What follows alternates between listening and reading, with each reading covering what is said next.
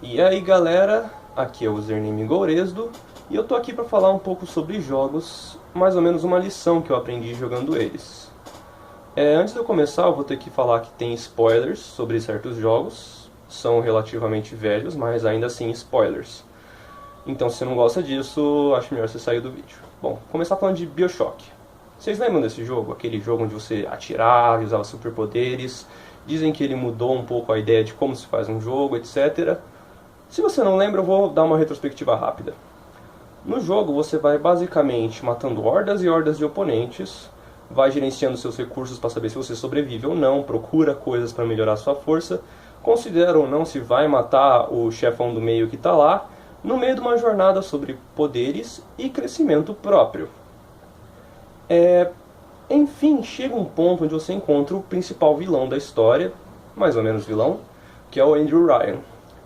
Esse cara meio que olha pra você e utiliza muitas vezes a frase "A man chooses, a slave obeys", ou "um homem escolhe e o escravo obedece". Você acaba vendo que durante o jogo inteiro você nunca escolheu o seu caminho. Sempre estava seguindo algo que era pré-determinado para você, de tal forma com que você não era um homem livre, você era um escravo.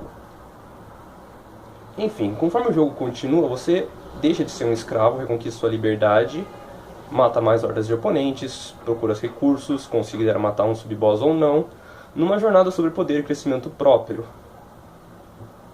Engraçado, né? Não mudou porcaria nenhuma de quando você é um escravo e quando você não é um escravo. Isso deixa pra nós duas grandes conclusões. A primeira conclusão é que quando o cara não estava falando sobre escravo, ele não queria dizer que o seu personagem era um escravo, mas que você, pessoa atrás da tela, era um escravo do videogame, que seguia todas as ações predeterminadas sem parar para pensar. Ou dois, que existe sim uma diferença entre homem e escravo hoje em dia, e em relação a videogames. A diferença principal é que você sabe que existe a possibilidade de ser um escravo e que você pensa a respeito sobre isso e que você tenta, pelo menos, fazer suas próprias escolhas. Quando eu joguei BioShock, cara, eu olhei para os videogames que eu jogava e falei, eu jogava de um jeito errado, eu tenho que mudar minha maneira. E queria conseguir escolhas em todos os jogos. Um jogo que não sorriu para mim por causa disso foi God of War 3. God of War 3 é extremamente linear, é quase impossível fazer uma escolha nele. E de verdade, o meu momento assim chegou no pior momento mesmo, foi quando você chega a enfrentar o Hermes. Que ele é chato, te enche o saco, não sei o que. Mas Kratos pega uma faca e corta a perna do cara fora. A coisa que ele mais gostava, que era a velocidade, você arranca dele. Ele entra em desespero, sai chorando, berrando, se arrastando pelo meio do chão. Mano, ele tá com um desespero tão terrível que na hora eu falei, eu escolho não matar esse cara. Não faz sentido, não tem pra quê. E aí eu mexi o analógico pra trás, tentei sair da cena, o que eu não pude fazer, e segui o jogo. O que você pode aprender a partir daí? Pra mim foi uma experiência engraçada. O Kratos nesse jogo, ao invés dele trabalhar como um God of War, o deus da guerra, ele se assemelha muito mais aos filhos do deus da guerra, que são os deuses do medo e do pânico. Então uma referência mitológica, um pouco mais de cultura que você pode aprender a partir de um jogo que, de acordo com algumas pessoas, fugiu da ideia da franquia. Ao mesmo tempo, eu como pessoa aprendi uma coisa que muita gente aprende no dia a dia, mas eu aprendi num videogame, que é, cara, ser o senhor do medo que destrói as pessoas por aí te dá uma sensação de poder, é até que legal, mas deixa uma sensação tão amarga no fundo que eu não gosto. Então, eu simplesmente notei que ser um valentão não combina comigo. Poxa, que lição de bosta. Mas é uma lição que eu aprendi. Onde é que eu quero chegar com isso tudo? Cara, me perturba muito o fato de que ninguém mais parece procurar as lições que você pode aprender. Sabe, tá cheio de pequenas lições ou mensagens, pequenas ideias que você pode puxar e aplicar no seu dia a dia no meio do videogame. Tá certo que assim, videogames são apenas brinquedos para muita gente. Mas tem gente que tá lá assim, falando, não, o videogame é uma forma de arte, é a nova mídia que supera o cinema e a literatura, pois é interativo. Mas eles não exemplificam, nunca dão um A de por quê? Como que eles podem ser úteis? O que eles nos permitem aprender? Parte do problema de por que as pessoas realmente não procuram exemplificar ou falar das lições, eu acho que vem da maneira com que as pessoas olham para os jogos. Mesmo aqueles que falam que jogo é uma arte, ainda se lembram do jogo como brinquedo. O que acontece aí? Se você olha o jogo como um brinquedo para uma pessoa, o seu principal fator de foco é o jogo em si ou o gameplay. Então, por exemplo, quando as pessoas jogam Mario, cara, Mario é só sobre diversão. É sobre você sair por aí correndo e pular em cima dos caras em movimentos super precisos, pulando sobre o pitch certo, quer dizer, buraco certo, fazendo mil e uma coisas muito rápido, em sucessão, enfrentando chefões diferentes, etc. E, bom, o gráfico, por exemplo, tá lá de brinde. A música tá lá de brinde. A história, quem liga? Tudo que a gente quer é pular na cabeça dos Koopas e dos Bombas. Ou seja, gameplay tá acima de tudo. É o jogo, só o jogo. Quando a pessoa olha dessa maneira, me remete um pouco à ideia de BioShock, que eu falei lá no começo do vídeo. Se você apenas segue o gameplay, apenas vai seguindo em frente e não pensa no que você está fazendo, apenas valorizando tipo, o seu tiro, o seu poder, a sua sobrevivência, etc., eventualmente um cara fala pra você, velho, você é um escravo desse jogo. Eu acho engraçado as pessoas, aparentemente, especialmente pessoas que fazem review de jogo, que é o cara que critica, que tenta dizer se um jogo vale ou não a pena ser jogado, lembra e fala, o gameplay tá lá, e é a melhor coisa que tem. O exemplo provavelmente mais clássico disso deve ser Spec Ops The Line, que foi um first-person shooter que pela primeira vez na história resolveu ser um first-person shooter de verdade, onde você é um soldado que tem trauma de guerra, ao invés de ser um soldado que mata 1001 pessoas e fica, eu consigo, sou bom nisso. E as pessoas criticaram o jogo porque aparentemente o multiplayer era um pouco ruim. Que eu quero que as pessoas possam olhar para minha conclusão e pensar só de um jeito diferente de jogar um jogo. É isso que eu quero. Que as pessoas lembrem que existe uma maneira diferente de jogar um jogo, onde você, ao invés de simplesmente pensar é divertido, olhar para o resto. E parar para pensar o que eu aprendi com isso. Será que isso mudou minha vida? Eu aprendi alguma coisa? É isso. Enfim. Como é que isso se faz? Eu vou dar o exemplo de Final Fantasy XIII. Novamente, spoiler. E Final Fantasy XIII, cara, recebeu uma crítica de ser chamado de medíocre. Eu ainda acho uma das maiores injustiças do mundo chamar esse jogo de medíocre.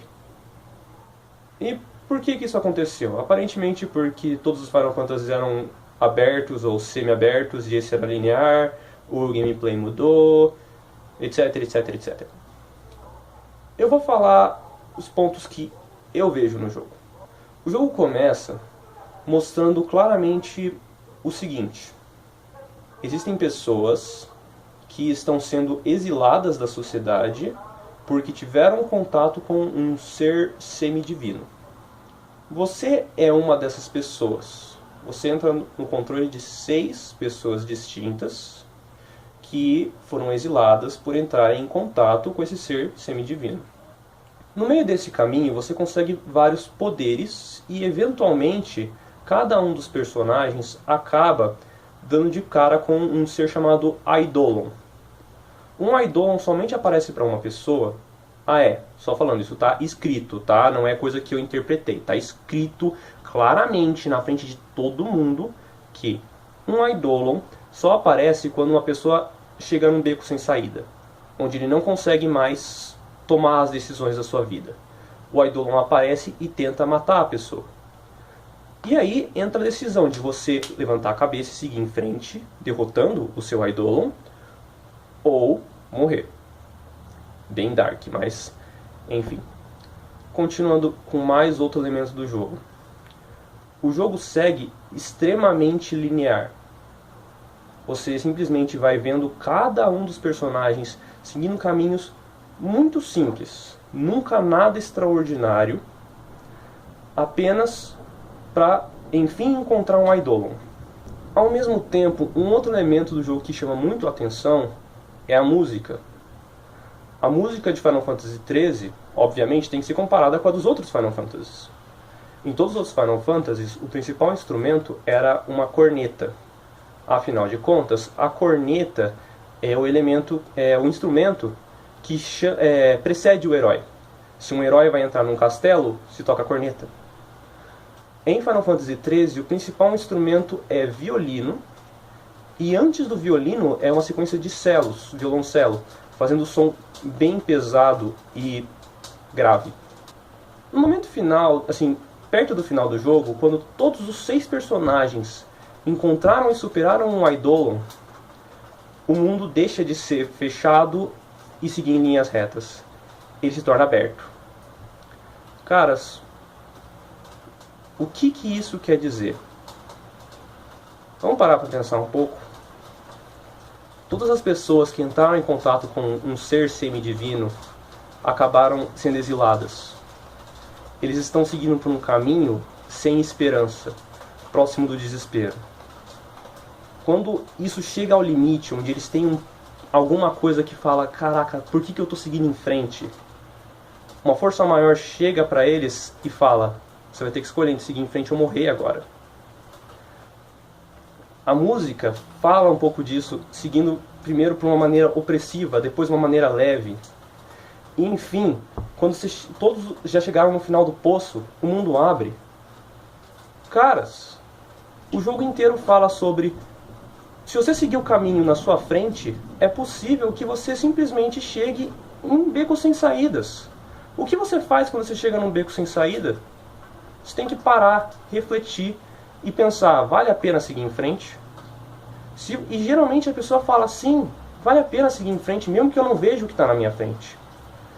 E quando todo mundo faz isso em conjunto, o mundo se abre. Caralho, olha a mensagem do jogo. Olha o que o jogo está falando para você. O jogo inteiro chora e berra. Este é um jogo sobre encarar desespero e procurar esperança. E as pessoas falam, o jogo é medíocre. O jogo não tem o gameplay que me puxa. Poxa, cara, por que vocês colocam na frente o gameplay ao invés de colocar a história? Sabe, é como se as pessoas falassem, ah, filme é arte, mas tudo que importa é a música. Como que isso faz sentido? Como? Enfim, caras, é mais ou menos isso que eu queria falar novamente. Eu queria que as pessoas soubessem que existe uma maneira diferente de jogar um videogame, que você pode parar e pensar sobre o que você está fazendo e procurar mensagens, lições, maneiras diferentes de se olhar o mundo, e tente priorizar isso quando você pega um objeto de ficção interativa, seja um videogame, seja um filme interativo, uma visual novel, ou mesmo RPG de mesa. Olha, não para diversão livre e simples que existe, mas para a mensagem que está por detrás. Esse foi o Username Goresdo falando um pouco sobre a lição que eu aprendi com BioShock. Eu espero que vocês tenham gostado. Até a próxima.